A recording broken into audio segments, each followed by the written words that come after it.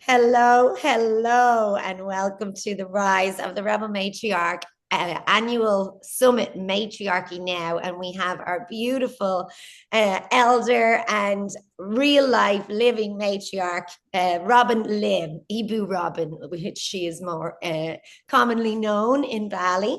And she's a Filipino American grandmother, midwife, founder of Bumi Sehat Foundation, which maintains 6 clinics across Indonesia and the Philippines. And she is a champion and a very much an inspirational figure in healthcare.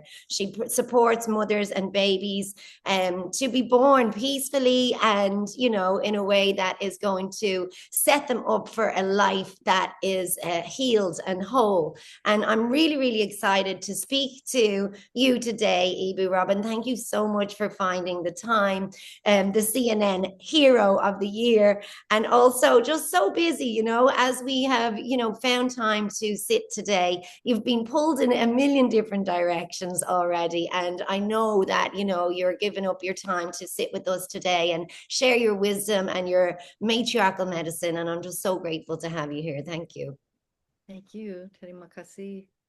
You are an absolute inspiration. And, today, I know when we spoke about what we would touch on for this interview, because we could always go in a million different directions, but, you did speak about how you have been in this industry for 50 years, and yet still you're seeing the outcomes that you wish you didn't see in terms of the rise of caesareans and in terms of the battleground that is women's bodies. So today's title is Women's Bodies as Battlegrounds and How to Find Peace, which I think is really, really important. And I'd love for you, obviously, you're an author, you penned so many of your own books, one of which, the most recent, Bali in a Cage, is how we met last year at the Writers' Festival in Ubud, and the Yoni owner's manual, which I can't wait for us to delve a little bit deeper into. But you also wrote in the Rebel Ma, a leading in the time of the feminine women's stories of revolution last year, which was an incredible story that you shared at the beginning of your book about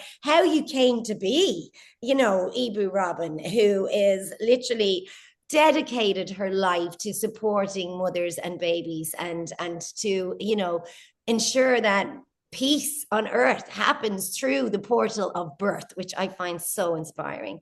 And reading your story gave me goosebumps about how you came to be that person. So I'd love you to start with that, that 15-year-old self that went rocked up to the clinic that day, and how that turned out and who guides you in your work today. Mm, Thank you. It was quite an introduction. I'm still I'm still adjusting to it. Right now, I'm at Bumi Sehat. I'm hiding in my office. We have two mothers in labor, quite early labor. Although they're starting to cook with some gas, they're starting to get going. And two mamas are postpartum, breastfeeding their babies and cuddling and bonding. And so it's a beautiful day down there, very happy day at Bumi Sehat here at our birthing center. We also have community health. We also twice a month check over 50 women, usually between 50 and 60, for cervical cancer. And we do, it's called see and treat, which means that we can see abnormal cells if they're there, or cancerous, precancerous cells, and we can cryo-freeze them off immediately.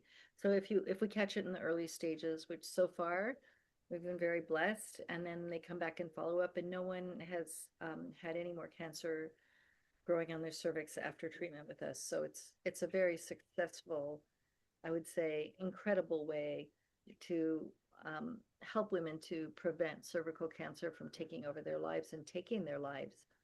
Mm-hmm. And so my journey as I would say a rebel ma birth keeper, long before I was a midwife, started with my grandmother. My grandmother in the Philippines was a healer, and a traditional baby catcher. And um, at the moment, the head of the Department of Health there, she's soon to retire, Mary Fernandez. She always says her claim to fame was my grandmother brought her into the world, and her husband. So there's a legacy in the mountains there. She was working, doing this before World War II, during World War II, after World War II. her mother was actually a qualified nurse midwife in the Philippines. But during the wars, universities closed, and so there was no way for her to get her education except for that woman to woman, hands-on apprenticeship model. And she would take me along with her. And my my cousins and family in the Philippines always say that she put an anting, which is like a little amulet, could be a piece of sand or a a grain of sand or a piece of a shell or a seed of a flower or a herb, and a helo like that, a healer will stick it under the skin near the heart of someone that they want to carry on their tradition. And so my mother used to say, don't be alone with your grandmother and don't let her massage you, which of course I was always alone with her and always going to birth with her and going to postpartum care in the villages and beyond, in way the far-flung areas, hiking around with her to take care of the mothers and babies. So she really started me on this path by giving me an irritation as it is in my life so that I would not rest until all mothers and babies are not suffering. And so what we see now is so much what I call prenatal scare. My friend Deborah Pascali Bonara, who teaches Ibre Doula with me every year here in Bali, we had a Zoom this morning with some of our doulas that are going to take our course, and she just interviewed a mom who called her desperate after seeing her midwives and doctor, and there's everything is normal, everything's fine in her pregnancy. She's due to have her baby in about 3 weeks, but they made her so afraid that she was crying and shaking, and there was no reason for it. You know, if there are risk factors, it's good that we discuss them and we look for the best way to mitigate that risk and the best way to bring our babies earthside so that mother and baby and family feel safe and are safe. So, but what has happened with the colonization, I call it, you know, the ruling powers of the world colonized, and when they colonized, they brought, not only they changed the food, they changed the traditions, they obliterated the culture, and they colonized childbirth. And what they figured out was that hospitals usually operate at a loss. You know, they have to get donations to keep going, things like that. Even with insurance being so high, they still operate at a loss. It's really expensive to provide medical care. But the part of the hospital that is operating in the green, meaning that they're not losing money, is the maternity ward. And so they try to optimize their profits. So the more that the mother is perceived as a as a profitable commodity for the big business of modern medicine, the less human is her treatment in that system. And so uh, I just had a horrible thing happen this week. A young woman who I brought her into the world. She was received by me into my hands. And Niti's beautiful child. She grew up with my children playing and running around the village. And she married pretty far away, up mountain a little bit. And her first baby was born here 4 years ago. Beautiful birth, amazing, with her mom next to me, and to help two generations of women like that. She was expecting her second baby, and her mother-in-law decided that she wanted her to go to the hospital. And at the hospital, they said, "Oh, you have a complication." They never told her what the complication was. They said that they were talking about how the water broke, but she was ready to push. She was ready to push. And they said, "You need a cesarean." So the insurance that she has through her husband's work is government insurance, and they only pay for the birth if it's an emergency. So they made an emergency, and they she had a cesarean birth. It's hard because so many moms these days have cesarean birth, and if you're listening and your baby was born by by the belly instead of through the vagina, I want to say thank you because you went the distance, whatever that was. I don't know if you needed that cesarean or you didn't need it, but it was a birth and it was a miracle, and you need to be thanked and honored. And so many mothers feel like failures, and we don't want that. Mhm. But I tell you, I don't know where Niti's, she did not need a cesarean. The prenatal checkups that she had here at Bumisehat, I don't know why her husband's family failed her so miserably. But they had their own ideas, and her mother and father, because of the culture here, were not given any choice to say anything. And so Niti's now had a cesarean birth, and she's having a rough recovery. She's, yeah, it's it's hard. It's hard. She was separated from her baby for 20 hours, and her baby has no concept of time. A newborn can't think, oh, well, I'll see my mother by and by. No, they just go into despair. So, very different from her first birth, where she reached down and grabbed her own baby and pulled her baby to her heart, and that baby stayed with her with never any separation, never trauma of any kind. And breastfeeding was easy. And we're going to have to go visit her now where her in laws live because breastfeeding hasn't been easy with this second baby. So, it's everything we can do to try to mitigate that suffering, we will do, but it's a hard one. It's very harsh Mhm. reality for this poor young woman. And here in Bali, for the poorest women who are on the government insurance, 70% of them are now getting cesarean birth. And Wow. I cannot believe that 70% of them need it. Now, a young woman in this village married to the other side of the island. Her first baby was a cesarean birth because the doctor said after 2 hours of labor it was taking too long. Well, that's just not the truth. And so she had a first cesarean, which then caused her to have a second cesarean. We do vaginal birth here at Bumisehat after cesarean. We collaborate with a very wonderful OBGYN whose babies were born with us. That's Mhm. the that's the doctor you want to work with, the one whose wife trusts the midwives and he's trusting the midwives. And so this young woman, Elo, from our village, who went to school with my daughters, same classroom with my two daughters. Um, so she had a second cesarean because they said first cesarean, always a cesarean. Mm. When she was pregnant with her third baby, we did take her to see Dr. Pari when she was here in the village visiting her mother. Now she married about 3 hours away on the other side of the island, so we didn't get to see her much, but we took her to see Dr. Pari so that we could determine if it was safe for her to have a vaginal birth after two cesareans. And he felt like it was totally safe, in fact, safer for her.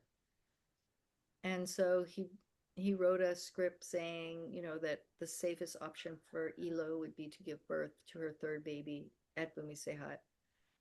And her mother-in-law decided no, she had to go to the hospital 3 hours away, and she died in that cesarean birth. Oh no. And the doctor told her husband, well, this is your fault because you shouldn't have gotten her pregnant a third time because everyone knows that having more than two cesareans is dangerous. This is the same doctor that gave her an unnecessary first and second cesarean. So, this is what I'm talking about, the battleground of women's bodies. And we Mhm. go back to your first question to me was, how did I start? And I started as a 15-year-old that was considering becoming sexually active. And I was in love with my first boyfriend and we wanted to take it to the next level, but I didn't want to get pregnant. And I I made an appointment to go to Planned Parenthood. So I rode my bike over to the university area. Um, and, I was a kid who grew up between America and the Philippines. And so being in America was a little bit strange for me. I was very shy. And then I parked my bike outside. And then I realized, well, my mother might drive by here, although she never would drive by there. But my mom, being kind of psychic, she might. So I went and hid my bike in the bushes and I went in. And, um, you know, it was sort of your basic 1970s situation where I was going to a free clinic to get on the pill. And I went in and my number was called, and I went into a room where there was this scary table, like a big black table with rusty legs. And the doctor walks in and he gruffly throws a paper gown at me. He says, "Take off all your clothes and lay down here, put your feet up in those stirrups." That to me looked like a torture table. And if you compare an obstetrical table to a torture table, they are the same. They are the same. And he walked out. And I was like, wait, why would I take off all my clothes? I don't understand. So I wanted to ask more questions, but he had walked out and he came back 5 minutes later. And I was sitting there fully dressed on the little chair. And he started yelling at me, saying, "I don't have all day. And, what do you think you're doing?" And I said, "Well, I have questions. Like, why would I need to take off my clothes?" And meanwhile, he puts a glove on. He goes, "So I can do a vaginal exam on you." And I said, "Well, hold on. What is a vaginal exam? What, you were going to put your hand in my vagina?" Nobody had been in my vagina but me up Mhm. to that point. And I wasn't going to have this guy, this mean, gruff, excuse my French, asshole, be the first person to put something in my vagina. Mm. See it as that I had any choice at all. And he started yelling at me. The next thing you know, I was in fetal position, cowering on the floor to get away from him. He had his glove and he was going to do that vaginal exam. It was so frightening. And he had all the power. He was a doctor. My daughter's here. And so I was cowering, and then the door opens, boom. And this, I don't know what to call her except a goddess. Mhm. Very tall, very big boned, black woman comes in, and she picks that doctor up and she throws him down the hall, and she yells at him and she slams the door. And she came over and she got down on her knees. I could hear her knees cracking. She was elderly. And she got down on her knees and she held me and she just let me cry in her arms as long as I needed to cry. And she said, "That's okay. That's okay. I'm a doctor and I'll give you what you need." And she told me she was proud of me for refusing that man. Mm. Yeah. And, she must have been aware that doctors were doing that. They were putting their hands in women's vaginas, and young girls, a 15-year-old girl, putting their hands in our vaginas for no reason, for no reason.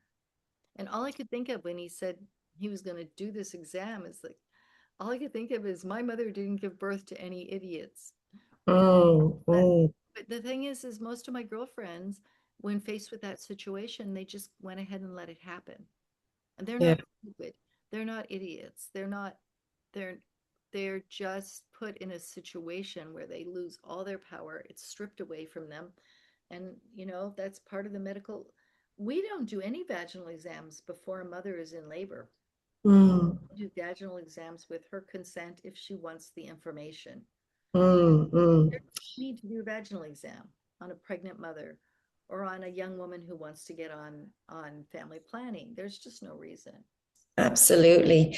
And it does bring me to the kind of question, so many people don't realize that they have the power to say no. Like the people talk a lot in the birth world about informed consent, but we don't talk enough about informed refusal, and that you can actually say no if you don't feel comfortable or if you don't feel like it's necessary. But again, people aren't educated enough as to why that would be needed or not needed, and we kind of hand all of our power over to this medical industrial complex who we think have our best interests at heart, but absolutely do not, because we're just another clog on the wheel, turning this money machine over for them, and it's a scary time. But that's one thing, as you said there, your mother didn't give birth to any idiots. And obviously birth has been something that's been handed down through the lineage as a powerful experience, as something that is a rite of passage, as something that is believed in by your elders, by your grandmother, by your mother.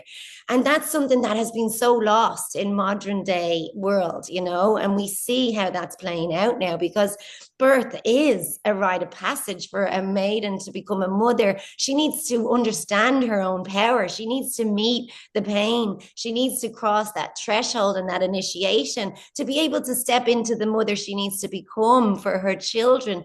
And too many times that's being robbed of us. Our rite of passage is being robbed from us. So then we become more complicit, more complacent, more controllable, you know, and we never meet the power that is within us because we have done something that like people think cannot be done, you know.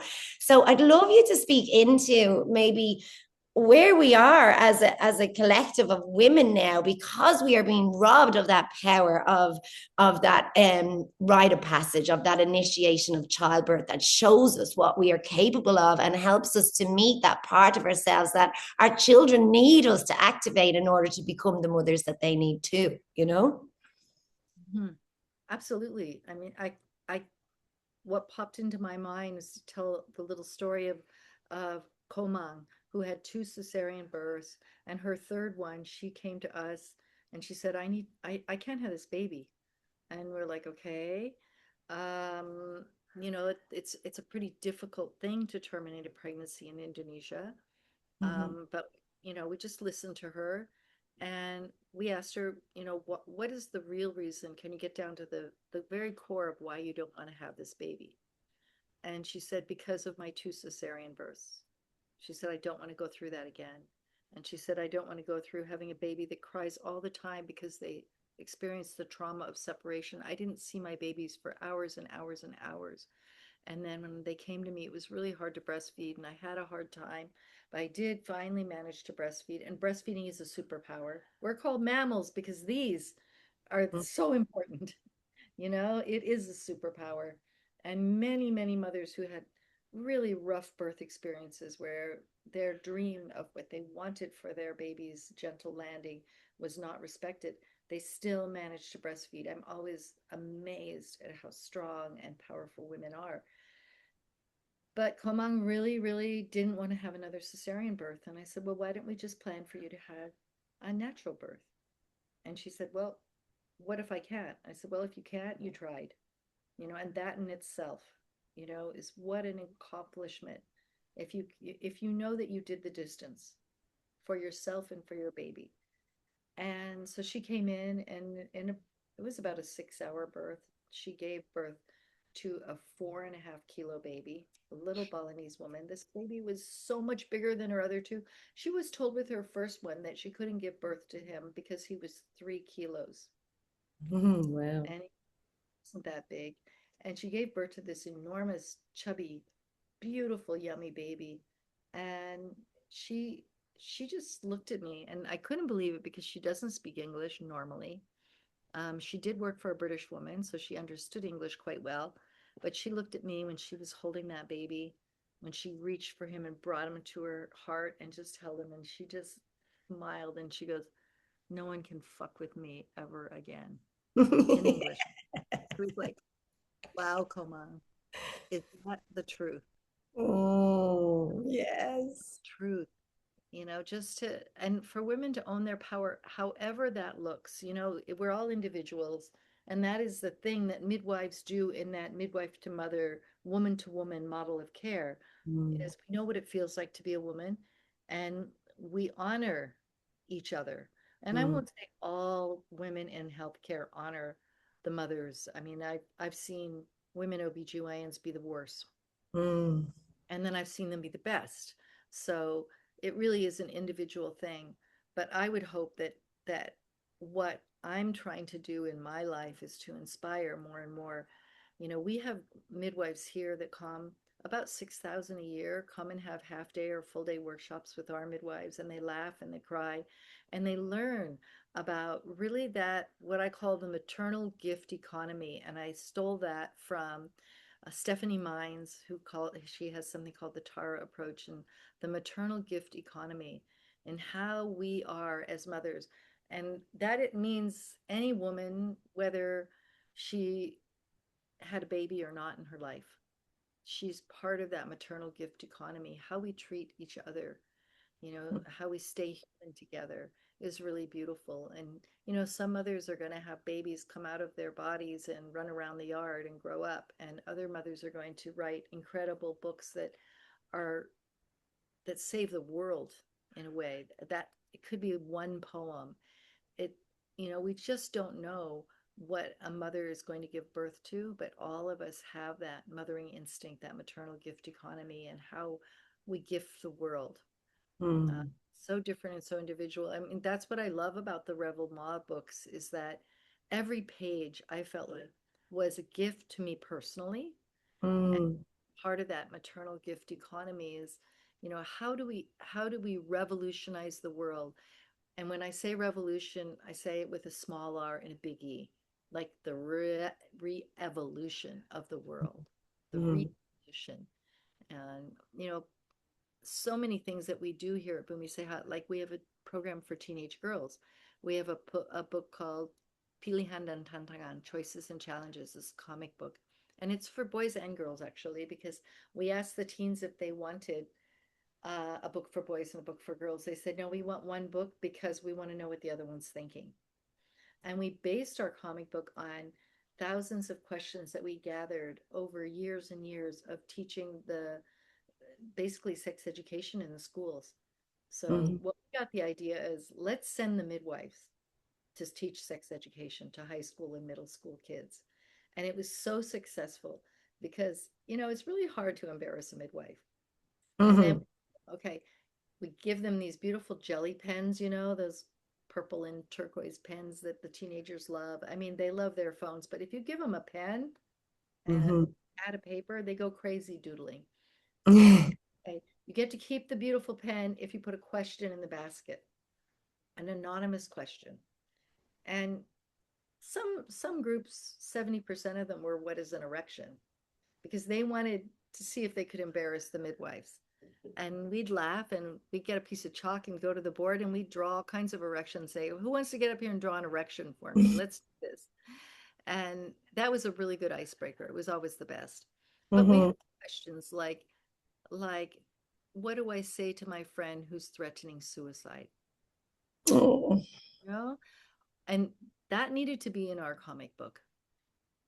Can you get pregnant if you didn't, if your boyfriend's penis didn't enter you? Mhm. That's a big question. And, they're asking these questions on their handphones to the AI now. And Yeah. AI is not always telling them the truth. And it's Mm. not telling the truth from the maternal gift economy, from the heart of a mother. That beautiful woman saint that hugs everyone and heals people by hugging, Amachi, Yeah.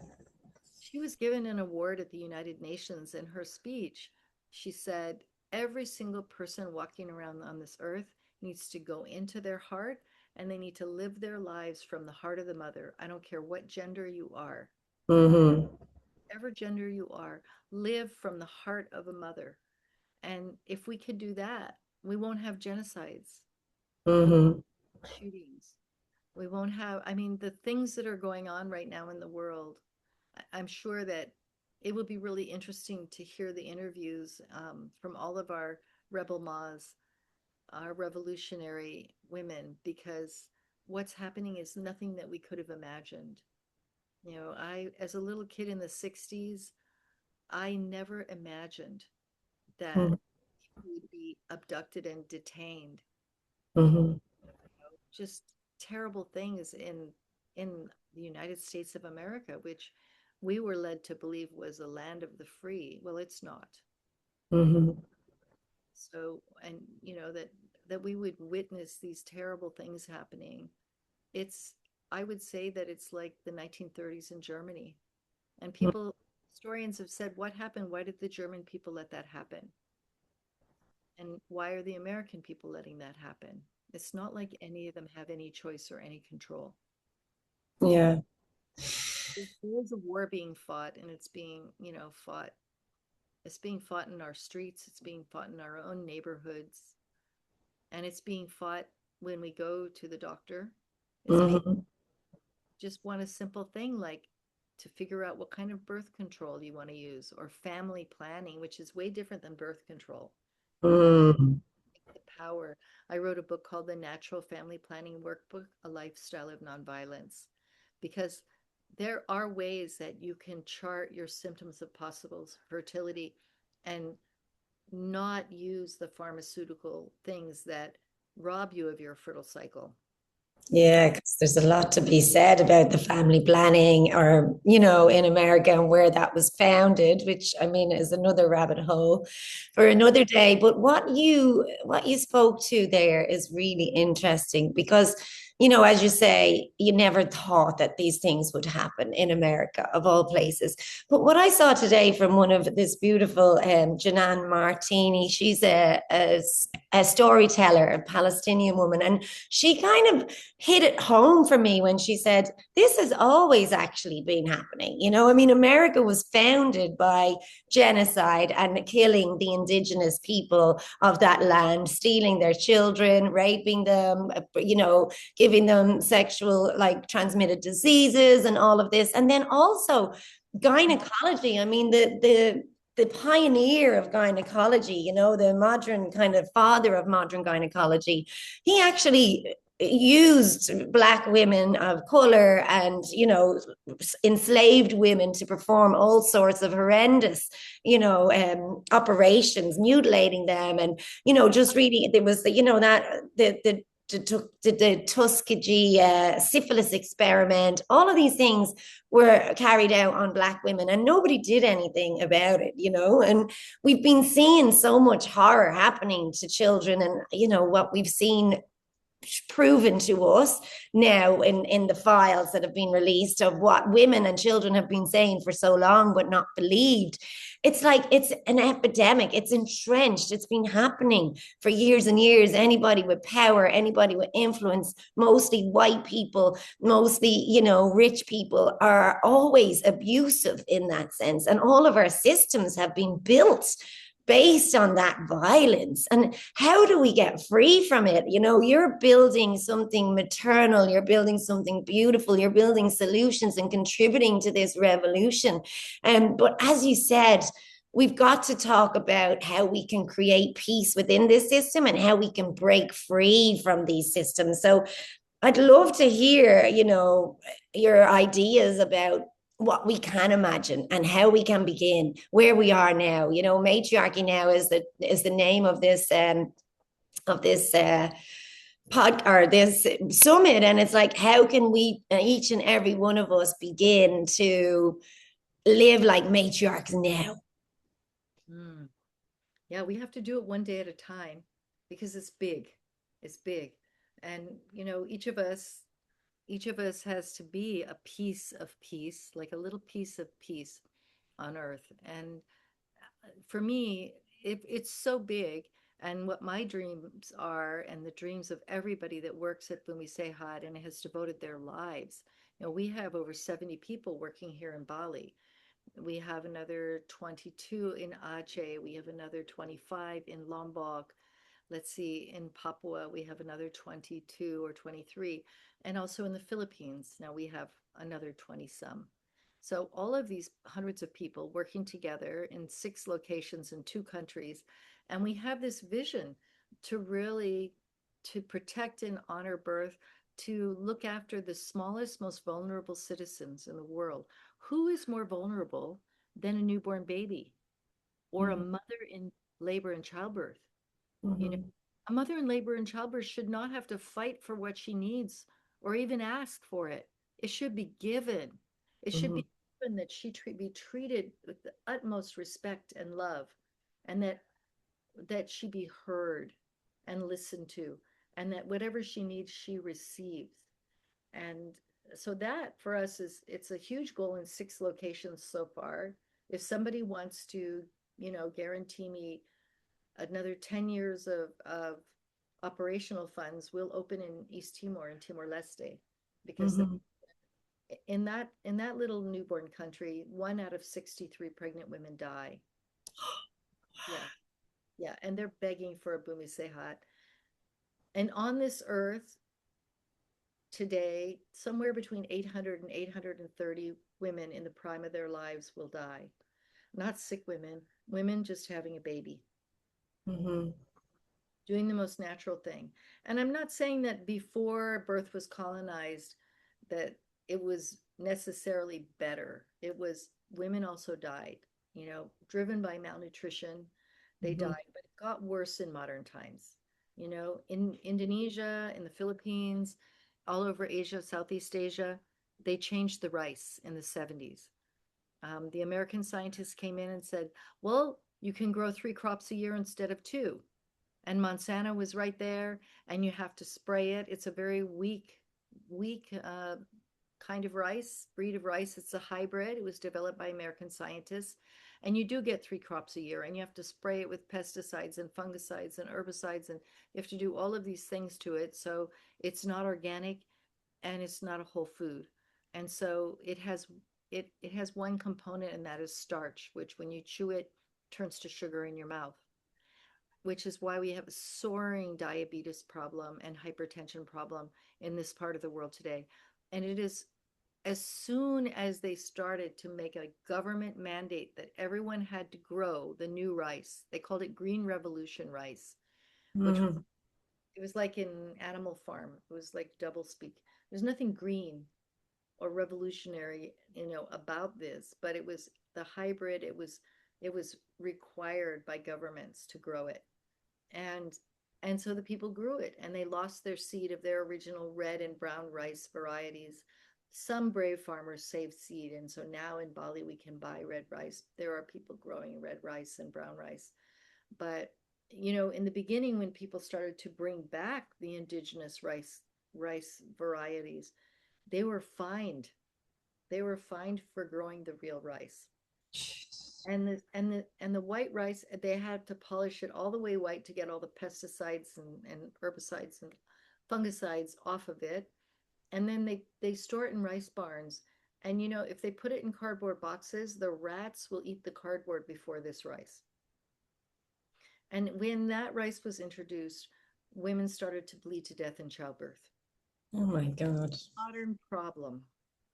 you know Women could give birth before. Yes, some of them did bleed, giving not giving birth to the baby, giving birth to the placenta, and in the third stage after the baby's born, that's the point where it's very dangerous for the mother. But and we know that oxytocin, which is a hormone of love, is what makes the uterus clamp down and prevents hemorrhage. So we need oxytocin, we need love, you know Mm. and we need for that mother not to be separated from her baby. But the medical rituals, mother giving birth on a table with her feet in stirrups, with no privacy, surrounded by strangers, with no support from the people she loves, that kind of thing. And then the baby immediately taken from her, clamp and cut of the umbilical cord, which is a terrible thing for the baby. Immediately take the baby to the nursery, weighing and measuring. They put the baby naked and wet on a stainless steel cold tray to weigh that baby. They put Mm. a thermometer, something that's as long as a baby's arm, with a glass rod with a smooth metal tip. They shove that up the baby's ass and take the temperature. Oh yeah, if you give birth in the hospital, that's going to happen. They don't need to do that. They could do it auxiliary under the baby's arm, but they say it's more accurate. You Oh know, my. these to me are satanic rituals. Mhm. They are not okay. And so what we've done is we've given newborn babies, the most vulnerable, tiniest citizens. I would say the most vulnerable citizens of the world at any given moment are the mothers in labor and childbirth, pregnant mothers included, but especially when they're in labor and childbirth, and then the newborn babies being the smallest of the vulnerable citizens.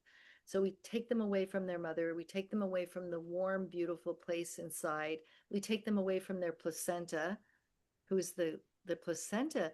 Babies in love with placenta. Your placenta Mm. was your, and Balinese people know, and all over this part of the world, in Southeast Asia, we know that the placenta is the physical body of your guardian angel. So you had an angel, and you were in love with that angel, and that angel kept you and your mother alive during gestation, brought you all the oxygen and the nutrients you needed, and took away the waste. What a miracle a placenta is!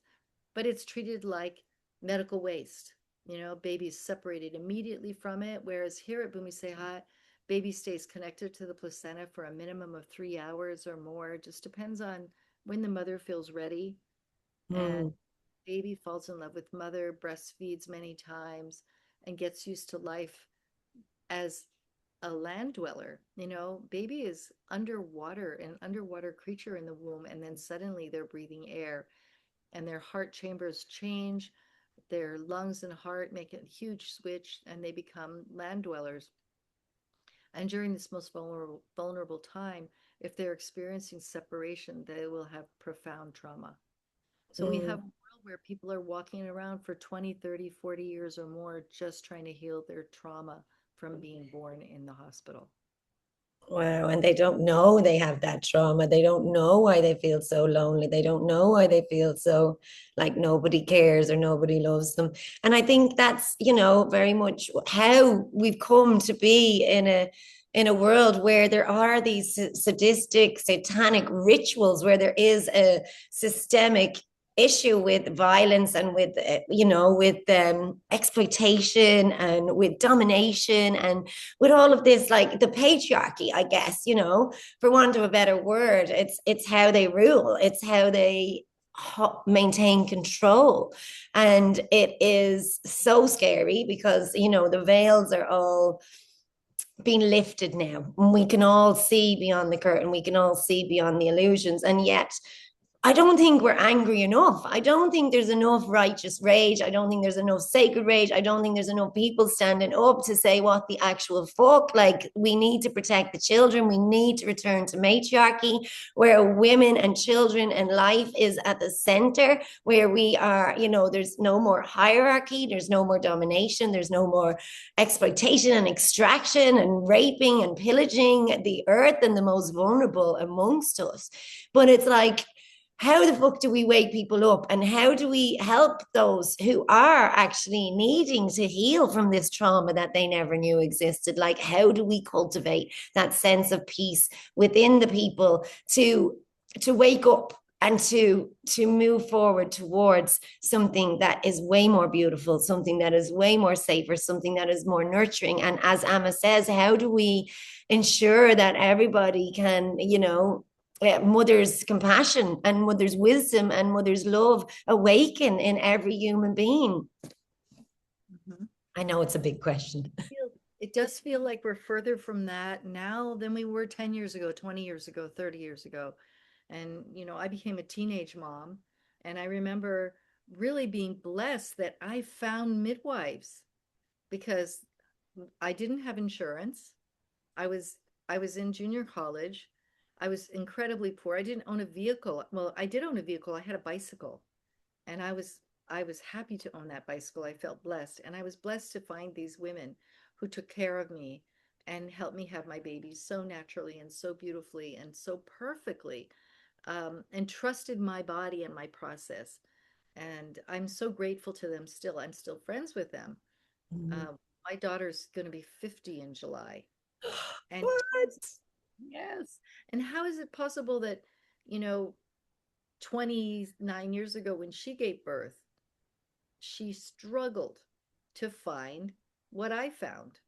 I found it by accident and through a lot of prayer, but she was in Texas and she could not find any care providers. And then through the network of midwives, we found her a midwife, and then I flew in and I did her baby's birth at home for Oh. her. And there's so much lack of trust. But again, I don't want to lose hope because I feel like what's going to happen today and tonight when these two mothers give birth? Mm-hmm. They're going to give birth in a cocoon of golden light. All of these midwives, when we do a prenatal visit with a mother, like I just did a while ago, there were four midwives in the room, and all of us are quietly asking our guardian angels. In Bali, we believe that we have four guardian angels when we're born, and the main angel lives in our placenta. And then one lives in the blood, and one lives in the vernix on your skin, and one lives in the amniotic fluid. But we ask those angels to work with the angels of the mother and the baby and the family. Of all of the angels, we ask them to build a temple of light around this mother and baby for protecting and guiding them. And when we feel it, we feel it. That mother and the father to be, they're going to have their first baby in August. They were weeping because Mhm. the first time they went to an OBGYN to have a normal pregnancy checkup, they ended up with prenatal scare. They ended up being, they felt like they were being abused. And they Mhm. left feeling just like their skin was ripped off and their hearts were punched. And Mhm. they left here feeling like supported, loved. You know what we always say to the mothers, we believe in you. We believe that your inner knowing is growing through this pregnancy. As your baby grows, your inner knowing is growing exponentially. So when Mhm. it comes time for you to give birth, you're going to know exactly what is the right thing for you and your baby. And we trust you. So, I don't know how else to advise mothers who are going to give birth in these next few years in a very uncertain world. But I will say, if you go to a McDonald's, you're not going to get an organic meal. Mhm. Yeah. Go to, ask around, what is that OBGYN cesarean rate? If it's 88% of the women who go to him get cesareans, don't go there unless you want to have your baby by belly birth. Mhm. You know? I mean, epidurals are such a big issue because Mhm. you talked earlier about pain and what is the function of pain. But in epidural, they're putting narcotics, a cocktail of narcotics, in your central nervous system, in your spine, to cut you off from the sensation of childbirth. And I will say, yeah, I had 5 babies pass through my vagina and it hurt like hell. Mhm. But I felt so powerful. I was not suffering. And Mhm. pain and suffering are two very different things. I wrote something about pain that I'd love to read to you. Please do.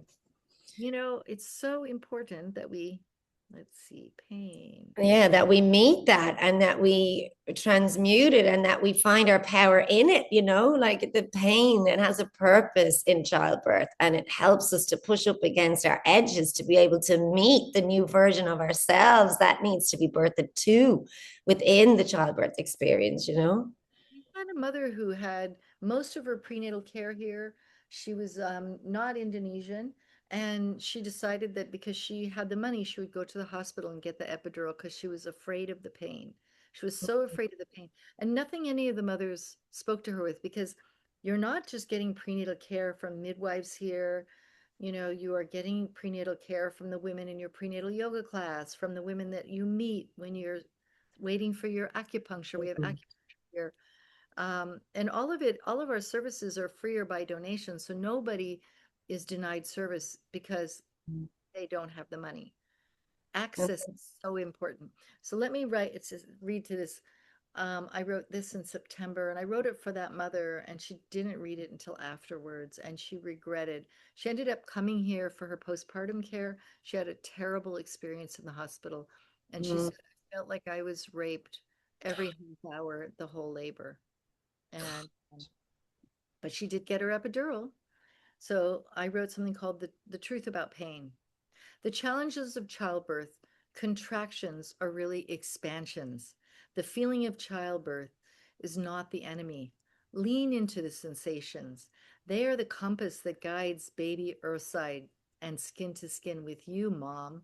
And I like to write mom with a small m and a big ohm. Mhm. Each intense sensation is divinely engineered to grow your heart and soul into a strong, stubborn, wild mother. Get your feet in the soil. Ground your body with our earth mother, with our earth mother, as she helps bring your baby down to her protection. Your baby is needed to heal this planet. Your work is that important. Move your body so your spirit may dance. I won't sugarcoat it. Becoming a mom is a huge risk, a leap of faith like no other. Thinking is stinking. You don't need your intellect to birth this baby. You need your body alive and your soul on fire. Cry and stomp and argue with God. Your baby is not going to float out on angel wings. Your mantras will only help a little. Like it, likely not at all. Likely those mantras won't help at all. Your fierce lion heart is what you need for Labor Day and night and day and sun and moon. Feel it all. Lose yourself, lose your shit, cry and bite and spit and come up laughing. Be afraid. It means you're humble. The divinity within you is being born as you birth your child. If you have a doula, you are extra blessed. You need women to hold you. If you have a partner, so very, very blessed. Let your lover's aroma double your strength. Eyes to hearts. If you are alone, I hug you closer, single mom. I see you. If you have a midwife, know that she feels blessed to have your trust. Your people believe in you. Divine Creator believes in you. This baby chose you. Childbirth is a supernatural storm. Pregnancy has been a test and a testament. Love your power to be ultimately strong while simultaneously being tenderly open. There is no secret recipe for birth. Birth teaches you. You are ready. Love is your weapon to slay the dragon of doubt. Yes, you do need oxytocin, the hormone of love, to drive the force of birth through you. You lean into love. Your only safety is in a nest built of love. Is childbirth orgasmic? Absolutely, and maybe. Birth is different for each woman, and the birth of every baby is unique. Childbirth takes you down to your very foundation and authentic self. So, yes, a birthgasm of body and soul is possible. If a cesarean birth is needed, remember it is still birth, still a miracle. However, you experience the arrival of your baby, your guru is a miracle, no matter what. So, dear mom in labor, hands and knees is a wonderful posture to optimize baby's position for birth. May each surge of power, each step, each tear, and drop of sweat be blessed. Know that childbirth is not torture. It is a gosh darn healing process. Thank you, Mom, for bringing this child earthside. I love you. Mm. Ah, so beautiful. Thank So you. beautiful and so, so true. And may every mother feel that love and feel that power and feel that nurturing and feel those beautiful, that big heart of yours wrap around them. Yeah, thank you for the work that you do. You. Thank you for your devotion over nearly 60 years of, pouring your heart and soul into this service of gentle birth, healing the earth. It's so beautiful. It's so beautiful.